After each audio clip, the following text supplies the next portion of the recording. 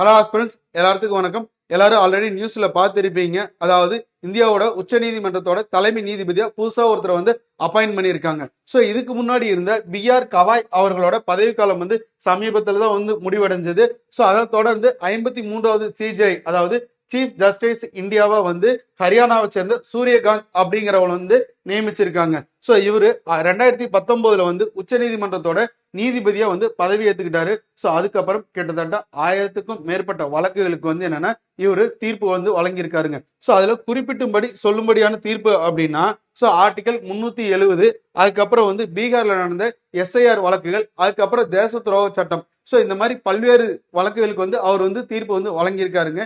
So இவங்களுக்கு குடியரசுத் தலைவர் மாளிகையில நம்மளுடைய குடியரசுத் தலைவர் அவர்கள் தான் பதவி பிரமாணமும் ரகசிய காப்பு பிரமாணமும் பண்ணி வைக்க போறாங்க. ஸோ இது போன்ற தகவலுக்கு நம்மளோட வராண்டா ரேஸ் யூடியூப் சேனலை சப்ஸ்கிரைப் பண்ணுங்க, உங்களோட ஃப்ரெண்ட்ஸுக்கும் ஷேர் பண்ணுங்க. இன்னொரு வீடியோல சந்திப்போம். நன்றி.